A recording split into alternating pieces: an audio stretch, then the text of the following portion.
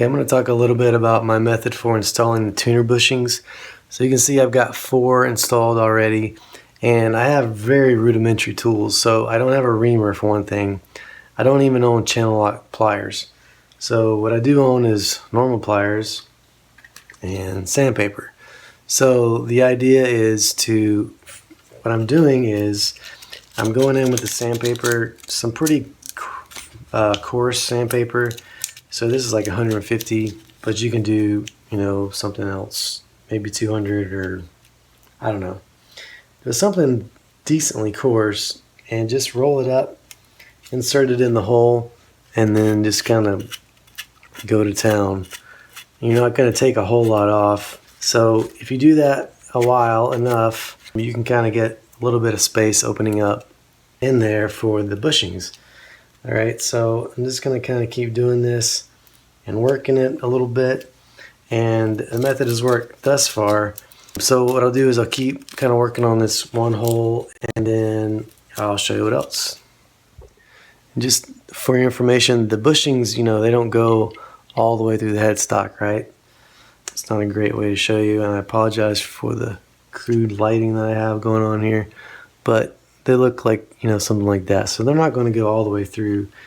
So you're not really focusing too much on the back end of the headstock of the hole, but really on just kind of the front. So again, ideally you would do this with a reamer, and I could probably get one for fairly cheap at Harbor Freight. Harbor Freight is the go-to source for cheap tools. So if you need tools for like a one-time job, it's definitely a place to go. So anyway, if I work that pretty well, and then I put my bushing in. The bushing is, some are more than others, but the bushing is sort of chamfered, I guess, on the top, and that is to sort of guide it into the hole. So if you can get it going by pushing it in a little bit and get it started, and that's a good thing. Then you can go back and see if you need to open up the hole or work it a little bit more. This one is still fairly tight. What I was doing is taking some thick cardboard and using it for my fingers protection, and just kind of pushing down on the bushing. And just by doing that, you can see I've already got it in that far. Okay, so it's pretty far for just pushing it in by hand. And if you just use a little brute force, it's going in even further. So see? And then from there, if you are careful, you can take, again, something thick, even maybe like an old credit card or something. This cardboard seems to be doing the trick for me. So sort of sandwich in the tuner, protect the back of the headstock, protect the front, protect the tuner or the bushing, and take your pliers, and then just kind of make sure you don't scratch up the side of the headstock, and then just kind of press it home. Alright, so there it's fully in, as you can tell, and there is no marring on the back. Now I will say in all honesty that I have a few tiny marks around some of these other holes where I wasn't as careful and I wasn't as thorough, but they will be covered up by the tuners, and I'll talk about the tuners that I bought a little later, but any of those marks will be covered up. And also keep in mind this is a relic guitar, so I'm not too worried about it. But if you have a new guitar, use the utmost care in doing something like this. I've actually got to take these bushings back out to relic them, but I just wanted to show you. And to do something like that, again, be very careful, but you can take a screwdriver, like a Phillips head, and because it is pointed, and you can put it in, insert it through the back of the headstock, and just kind of force and slowly and wiggle, and you can get these out pretty easily. I guess I'll go ahead and just demonstrate. If you take this and you just kind of work it slowly, easily, steady, you should be able to get it back out fairly easily. And it's not coming, of course. Oh yeah, there it is. So again, just be very careful. And you may damage your screwdriver doing this, but the bushing will come out if you just give it a little bit of wiggle and a little bit of force. And see, it's coming out right there. What you don't want to do is have the screwdriver slip and fly through the headstock. So see, the bushing is out. Alright, I'm installing my tuners now. I've got the bushings in the front, and I've just got like a rag here because I don't have a workbench. That would be really nice, but I just have to work with what I got. So these are the tuners I got. They're the Goto, I guess that's how you say it. Basically, Clouson style tuner, vintage. They have the slot on the top with the hole that you stick the string down into.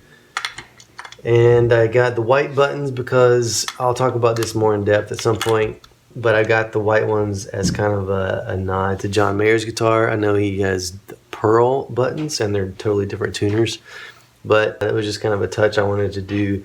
And I'm going to attempt to get some pearl buttons, but that has proved to be quite difficult to find. And I'm going to have to, obviously they don't come on this particular set. All you can get is the nickel or the white, or you can get gold. But so I'm gonna have to try to come up with something if I really want to do that, if I want to pursue that route, which I think I do, but we'll see. But anyway, so there's a lot of videos out there on how to do this. I'm just using the basic method that everybody else does. This is the best straight edge I have. Ideally, you might have something that's a little smaller and less bulky, but the idea is, just to get these straight. And I will say, at one point, one of these tuners was kind of off, and it was causing me not to be able to line up the straight edge. It was almost as if one tuner was further this way. And thankfully, I looked at the front, and one of the bushings was not fully set down on top of the headstock. So it was kind of cocked, and that was just that little bit was enough to throw off the alignment of the tuners in the back. So just making sure that all your ferrules or bushings, whatever you want to call them, are all the way seated flush with the top of the headstock. So anyway, I've already done this, but I just went in here with a fine edge or fine point Sharpie and made marks very carefully as I kind of held this in place. And they still wobble a little bit, but you can kind of hold them as you go, like on top too. So I made my marks already, and now I've already also gone in with something sharp. I just found the screw and I kind of like marked each hole to kind of get a little prick started, And now I'm going to go in with my drill bit and just kind of work in even more, so kind of get the hole started by hand. And then I'll go in with the drill and drill the holes. So this drill bit, I believe, is 1/16. I think it's so small that you can't really read it on the bit, but I think it's 1/16, and I think that'll be good for my holes or for my screws. I'm going to use some wax on those because I hear there's a tendency for these to strip the heads off, and it just makes it easier for them to go in the wood. And maple is hard, so anyway, so I'm going to do this and then I'll drill my holes. Okay, so I'm about to drill my holes. Obviously set like a depth stop with some tape or something to give you an indication of where to, how long the screws are, so that you don't go through the front of the headstock, which would be not a good thing. And you might want to stop before you get to the tape because you don't want to push the tape up the drill bit even further, causing that tape to move. So let's do this. Okay, here goes.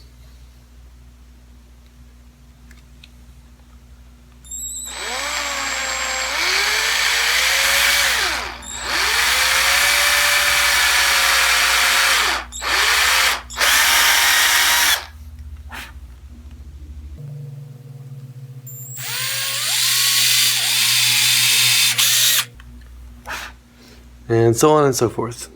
And I'm going to chamfer these just a little bit, just for protection and because, not with a drill, but just by hand, just to open up the top a little bit more, just to protect the finish, I guess, and make way for the, I guess, the top of that is a little larger in size. Wow, sorry about that.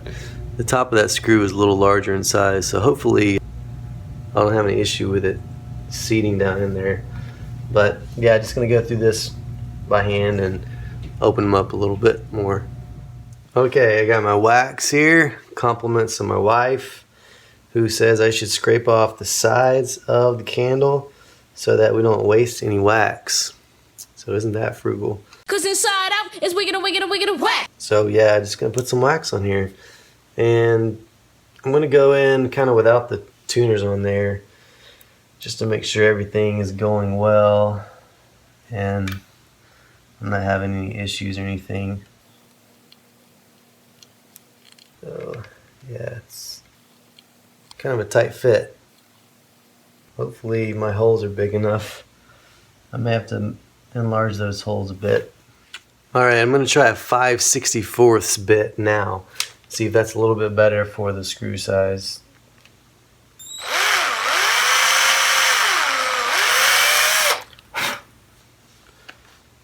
Alright, let's try it out. Yeah, that went in much better, so I'm going to do the rest of the holes with that 5/64 bit.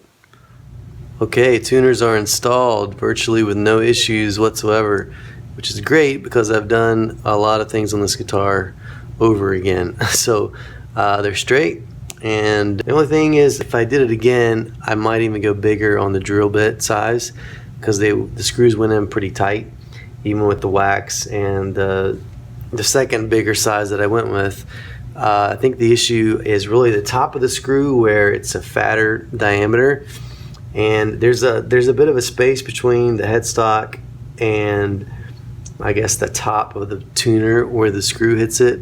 There's just a little bit of a gap there. There's some thickness, so that constitutes a little bit of that diameter of the screw without threads on it.